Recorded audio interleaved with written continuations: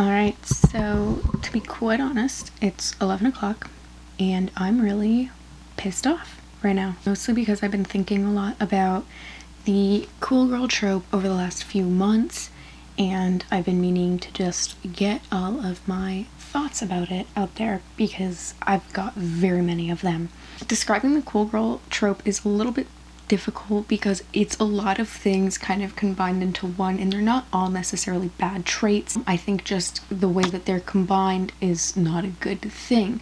The big thing about the cool girl is that she is a mirror to the male protagonist. So in the sense that she reflects all of his interests, he looks exactly the way he wants, and she does exactly what he wants without him having to ask her to. And she just gets completely walked all over because she's there for his development, not her own. So she's fun and raunchy, she's unapologetic, she kind of does what she wants, gorgeous on every level, and everybody sees that. When you package those traits into this woman who is by design for male attention, it kind of just doesn't sit right. And a big thing that generally happens is that even though everybody sees how beautiful she is, she genuinely wants this nerdy, stereotypically unlovable type of guy. And characters like Donna from that 70s show, or Mary in There's Something About Mary, and also Megan Fox in the Transformers series. The big issue that I generally have with this trope is that they're played out like they're inspirations for other women, and at the end of the day they're really not, because they are characters written by men in what they want in women. And when you really look at these characters, it's like they don't have their own personality, it's just the female version of their male counterpart. It's essentially saying that men like these types of women, and this is the type of woman you have to be liked by men. And growing up, a lot of girls, myself included, and pretty much everyone I know, attempts to kind of emulate these traits, and they pretend to like sports more than they do, or they pretend to like beer because their boyfriend does. I think for a lot of women, it kind of strips them of their identity in the sense that they're trying so hard to be exactly what, a guy wants them to be. It's a dangerous way of thinking because I'm sure we've all seen in Gone Girl, eventually these types of cool girls snap. These women are often internalized misogynistic. They don't care about women's place in society as long as they're kind of separate from that. As long as they're accepted, they don't care about other women, and they identify more with men than women, so it doesn't really seem like an issue to them. They're often very apolitical and accept their role as a submissive person, and kind of sit there as a doormat for their man and just kind of let him do whatever he wants, and she'll just sit there and support him. That's her entire role. Big thing about these characters is that they're not threatening to men because they're not trying to overpower them. They're not trying to take their jobs. They're not trying to be better. They're just there, and they're not moving. They're just kind of sitting on this plateau, and they're not growing or developing in any way. She often also competes with other women, and she tries very hard to kind of be the best woman and to get all of the male attention, and it's kind of, in my opinion, kind of a really gross way to see things. Cool girls kind of have this power by association, by tearing other women down for their own gain. These characters are one-dimensional women with all the good qualities and no downsides. They're not clingy, they're not overly emotional, they aren't feminists, like they don't care pretty much about anything, and they're just kind of there to be eye candy. The thing that I see, it's just like a lot of the times in these movies, it's kind of like because all of these men are ogling at this girl and this one kind of like nerdy kind of guy has her, it makes it kind of seem like, oh yeah, that's my girlfriend, and it just kind of puts him in a higher standard. Well, she just kind of is there. She doesn't really exist much else than that.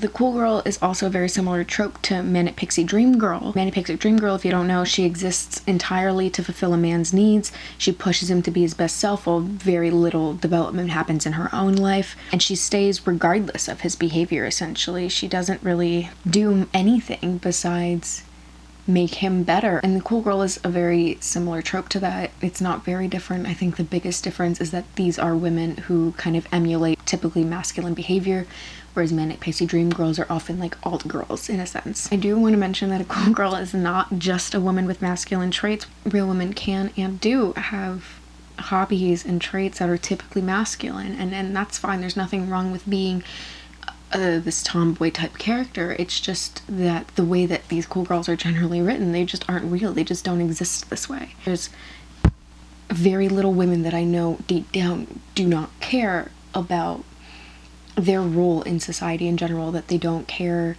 whether or not, you know, they'll be able to succeed in any way. They want their own life and they want their own personality, and they spend a lot of time cultivating that.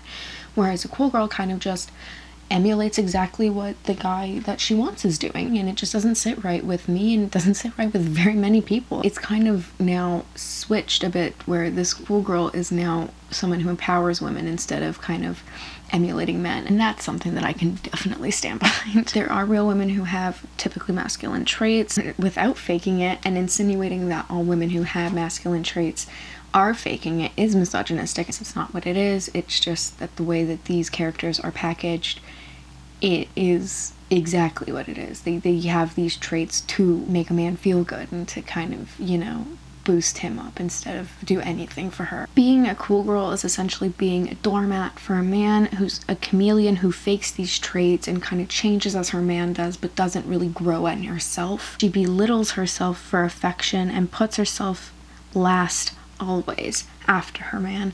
She always wants to look after him and make sure that he's doing the best he can, and does not care about what happens to her. She allows herself to be walked over, to be seen, appreciated, and loved by men, even if it's completely fake. My big issue with it is that it is so inherently misogynistic, because most of these, if not all of these types of characters, are written by men. Idealized version of women who are super hot, who have all of the traits that they want, none of the traits that they don't. They do not care about trying to better themselves, because women who better themselves, who might see these men and might think that, oh, maybe they're not that great for me, maybe they're not that great in general. And that's not a bad thing, but for these men who want these women to be around them forever, it is.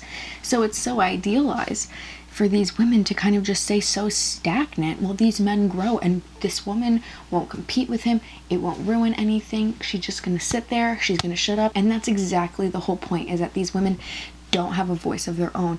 They're only there to support. Really hits home to me that there's so many men that have this idea that that's what a woman is for, is to just kind of sit there, support you, not say anything you don't want to hear, and just go on about it, and like that's supposed to make us happy. And I don't think that anybody could be happy by that. There's definitely women who are happy being like a housewife type, a stay-at-home mother type, you know, and that's not a bad thing. You can do whatever makes you happy. The problem, I think, is that this tries to send the message that all women should be happy, not having any development. And, you know, even housewives and stay-at-home mothers have growth, they have development, and they have their own thoughts and they have their own feelings. You can be a stay-at-home mother or a housewife and still be a feminist and still want women to succeed.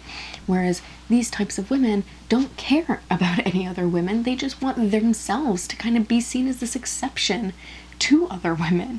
They don't even really care if that they're seen as better, as long as they're being appreciated. Even if it's just because they're hot, even if they are just, you know, a cool girlfriend. You know, that's the entire point. Even if it's not substantial, you know, there's nothing in these characters that realistically she doesn't care about what her place is. She cares about how she's seen. She cares that she's seen as one of the guys. They really just care about their own image and how they're seen by men. They don't really care if women stay subservient to men, if they're seen as a submissive or lesser sex.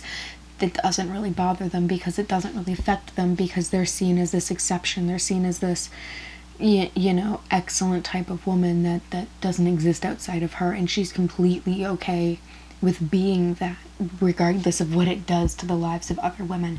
That's an incredibly selfish way to view things. I think that it's an incredibly misogynistic way to view things, and it could be potentially harmful to other women that, you know, ever interact with that man afterwards. And yes, I know that they're all movie characters, but the amount of people that I know that have emulated this, I have emulated this, it's a really harmful type of stereotype to grow up with, I think, because you try so hard to just be one of the guys, because nobody wants to be seen as a girl growing up, you know. It's weak, and it's disgusting thinking that I grew up with that mindset, that everybody I knew grew up with that mindset.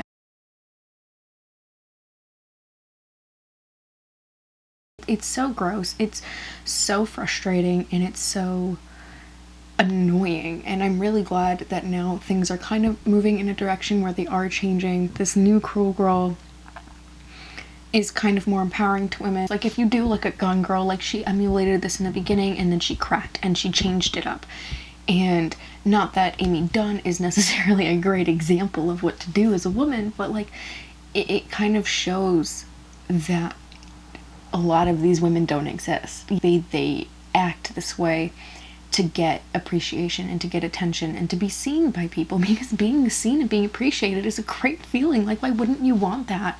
Especially if it's somebody that you're into, if it's someone you're attracted to, if it's somebody that you might love. Like, of course that's what you want. And a lot of men don't want to put effort into that. They just want it to be easy, and it's not always easy like that. So if you're gonna sit there and you're gonna take all of the heat and you're gonna bury all of these clingy or emotional or whatever type of feelings that they don't want to deal with, it's gonna come back up someday and it's going to kind of rip you apart. And that's exactly what happened in Gone Girl. I don't think that Amy Dunn's a saint, but I think he kind of pushed her to be this woman that he wanted her to be, and then he left her anyway. And not that, he had to stay with her regardless. I'm just really excited that, like, we have characters like Amy Dunn who are, even though she's an extreme case, like, she kind of takes this and flips it on its head and is just like, this is the type of person I am. Even though she's kind of a psychopath, it just kind of shows that they're capable of the same things that any man could be capable of. And that's fine, and that's how women should be portrayed. It's like not the same, but kind of the same thing that happened with 500 Days of Summer, where it was made to kind of be this commentary on men just want these women to be everything that they are, and that when, I still love you, you have to still love me, and that's just how it works. And that's not how it works. And the fact that Tom in 500 Days of Summer didn't, even bother to think about how she felt and that she didn't want to be with him. He just was like, I want to be with you, and now you have to be with me. And it's literally how a lot of men are, and it's frustrating. Quite honestly, it can get really scary. Even though 500 Days of Summer was made as a commentary, it fed into what it was commentating on, and a lot of people took it the wrong way. I still love it for what it was made for. A lot of people love it for what it was making fun of. Anyway, that was that. I'm angry. I feel like I'm less angry now. So basically my camera died a whole bunch of times. Just thanks if you stuck with all of my insane tangents, and I hope you enjoyed, or if you didn't, I hope you agreed or learned something, I guess. Thanks anyway.